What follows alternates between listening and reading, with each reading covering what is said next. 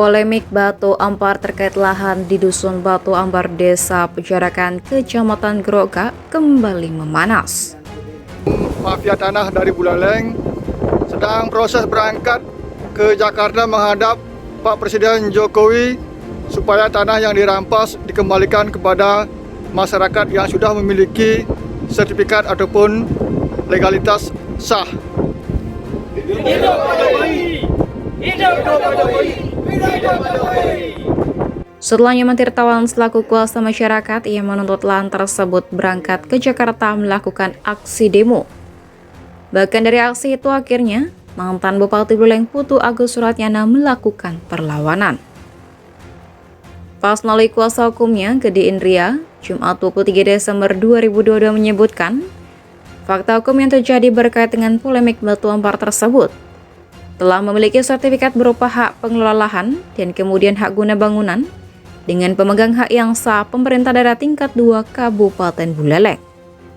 Di sisi lain, Gede Indria sebagai kuasa hukum PAS mengakui adanya upaya masyarakat untuk mengklaim lahan milik Pemkab Buleleng tersebut. Namun 2 kali dalam proses hukum hingga ke tingkat Mahkamah Agung tidak bisa membuktikan dengan bukti secara otentik. Secara gamblang, Gede Indria menjelaskan fakta-fakta hukum yang ditemukan dalam polemik Batu Ampar itu bahkan disebutkan adanya sekelompok masyarakat yang mengajukan gugatan untuk menjadi hak milik. Kuasa hukum Agus Suratnyana pertanyakan berkaitan dengan aksi-aksi yang dilakukan tanpa melalui proses hukum. Sebab sebagai negara hukum seharusnya pihak PM merasa keberatan mengajukan permasalahan itu ke pengadilan. Berkaitan dengan rencana upaya hukum yang akan dilakukan terhadap kelompok masyarakat tidak terkait dengan polemik Batu Ampar. Namun beberapa hal berkaitan dengan pencemaran nama baik maupun fitnah. Terkait jadi Pak sebagai kuasa hukum daripada Pemkab Buleleng Pak, klaim atas nama kasus Batu Ampar karena masing-masing mempunyai dokumen Pak. Menurut Pak ini gimana Pak? Jadi saya bukan dalam hari ini bukan sebagai pengacara Pemda Buleleng, meskipun saya bagian daripada tim advokasi Pemda Buleleng. Tapi dalam hal ini saya mewakili penerima kuasa dari Agus Suratnyana yang dahulu mantan Bupati Buleleng 2 periode. Jadi kalau kita melihat fakta yang ada, bahwa tanah-tanah yang menjadi persoalan di sini sejak tahun 76 itu sudah mempunyai sertifikat yang namanya hak pengelola lahan nomor 1 tahun 70 APL ya. Nomor 1 tahun 76 itu atas nama pemegang hak yang sah adalah Pemda Kabupaten Buleleng. Kalau zaman dulu itu istilahnya pemerintah daerah tingkat 2, kan gitu istilahnya, tingkat 2 Buleleng. Itu yang terjadi itu sudah yang lalu kemudian di atas APL itu karena dimanfaatkan oleh suatu badan hukum yang sah, PT Praparagung, maka tahun 91 itu keluarlah HGB yang umurnya 25 tahun. Gitu. Ya, kemudian tentu nanti kalau masih bagus bisa diperpanjang atau bisa dihentikan oleh tergantung pejabat siapa bupatinya ke depan. Setelah habis itu loh. Itu yang kita lihat. Maka sekarang ada sekumpulan masyarakat, apakah itu oknum, apakah itu masyarakat desa di sana yang mengklaim bahwa itu tanahnya adalah tanah miliknya. Itu tidak ada bukti autentik yang bisa meyakinkan kepada pemerintah, dalam hal ini wakil Tuhan, kita sebut sebagai pengadilan, itu tidak bisa meyakinkan bahwa itu tanah miliknya.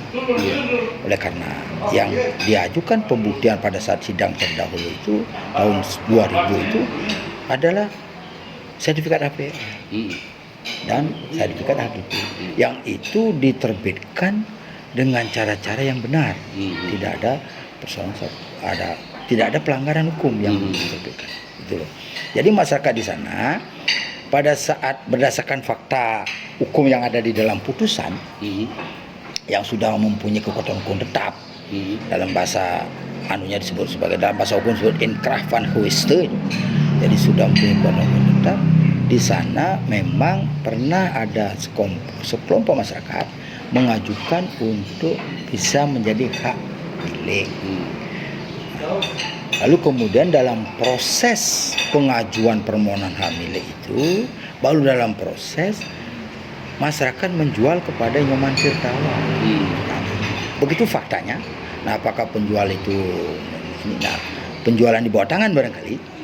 Karena faktanya tidak disebutkan ada notaris gitu. Berarti jual belinya itu kan jual beli di jalan. Jadi tidak dilakukan. Ya. Kalau kita bukan disinyalir lagi, fakta hukumnya begitu. Jadi kalau dia jual belinya dilakukan dengan cara bagus, pasti dilakukan di camat. Karena di PPAD atau di notaris. Nah, kemudian setelah proses mengajukan permohonan kepemilikan oleh masyarakat desa itu dijawab oleh BPN, sudah ada sertifikat BPN, sehingga mereka tidak diberikan hak karena sudah ada terdahulu. Nah, kalau sekarang diterbitkan haknya kan tumpang tindih nanti. Sudah ada APL lalu kok ada hak lagi, kan tidak bisa ya. Tumpang tindih itu kan nggak bisa. Jadi itu yang berdasarkan fakta hukum, baik dalam putusan pengadilan negeri, pengadilan tinggi, pengadilan di Mahkamah Agung, 2 kali melakukan putusan, ya dikatakan bahwa HPL itu sah, AGB itu sah, sampai pada sebatas waktu 25 tahun, kan gitu. Jadi kalau AGB itu kan semacam SIM. Nah, itu SIM berlaku 5 tahun. Setelah itu sekalipun bisa menyetir mobil, tapi kalau ketangkap SIM-nya sudah tidak berlaku. Kan gitu. Nah, lanjut Pak. Nah, kasus ini sudah sampai ke pusat Pak. Menurut tanggapan Pak ini gimana nih Pak? Artinya ke pusat itu dia membawa aspirasi, unjuk rasa, dalam bahasa umumnya disebut sebagai demo. Jadi ke pusat dia minta pada pemerintah. Jadi di sana itu kita kan tidak tahu ladangnya yang digunakan itu apa. Jadi kita juga tidak bisa mengetahui apa dul matahnya, apa tujuannya, apa maksudnya yang mereka kesana di situ. Saya baca di yang beredar itu katanya mau bertemu dengan Pak Jokowi, minta mengampun. Jadi saya kira tidak usah temu Pak Jokowi, di bawahnya itu pun sudah ada yang bisa menentukan ya. Ada presiden, ada menteri agraria, ATR kan gitu. Jadi sebenarnya ke sana. Jadi bawa datanya aku begini Pak, kan gitu. Jadi bukan dengan cara-cara begitu jadi kita ini kan aturan hukum ada. Jadi seharusnya apapun kalau ada persoalan-persoalan hukum, bawalah persoalan itu ke wakil Tuhan. Siapa wakil Tuhan di Indonesia? Pengadilan. Kan itu wakil Tuhan. Jadi kalau sudah kita mempercayakan kepada pengadilan, dan pengadilan pun ada bertahap. Kalau di tingkat pertama kita kalah, banding, kemudian sampai kasasi, peninjauan kembali juga masih diberikan. Jadi kalau di Indonesia ini sangat puas loh untuk berjuang di pengadilan. Tapi kepuasannya itu ya jangan kalau tidak menang dan tidak puas. Tapi seseorang yang membaca putusan pengadilan, tidak ada di dalam satu kata pun dikatakan bahwa katakan contoh Gerindra dinyatakan pihak yang menang, tidak ada di dalam putusan. Yang ada adalah kalah. Sama dengan di Petajen, tidak ada Petajen saya ini orang menang. Ketika ini sampai dasar kawan, itu kawan kalah. Jadi di sana ini oleh karena pihak penggugat dinyatakan pihak yang kalah, maka dihukum membayar perkara. Jadi Petajen juga begitu. Karena kau dinyatakan kalah, pecundangnya maya berbayar toheo. Lanjut Pak. Kan gitu. Dengan beberapa hal yang terjadi adanya pasal ini, apa sih upaya-upaya hukum yang dilakukan? Ya kalau berbicara soal upaya hukum tentu di Indonesia itu musyawarah awalnya kan gitu ya, karena kita masyarakat kita itu kan begitu. Jadi di dalam Pancasila pun disebutkan, kemudian di dalam persoalan apalagi desa adat di Bali itu musyawarah kekeluargaan kan gitu ya, mencapai mufakat. Tapi kalau memang tidak bisa ya memang harusnya jalurnya ke wakil Tuhan, kan gitu.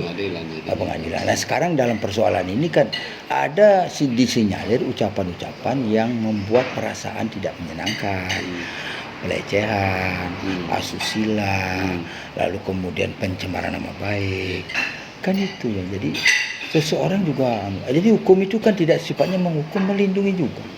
Hukum kan isinya melindungi, memerintahkan. menyuruh, kan gitu. Jadi kalau yang terakhir ya dihukum, kan begitu. Jadi finalnya kan di situ. Nah, di dalam putusan perdata itu kan juga ada penghukuman kepada orang yang kalah, ya dihukum.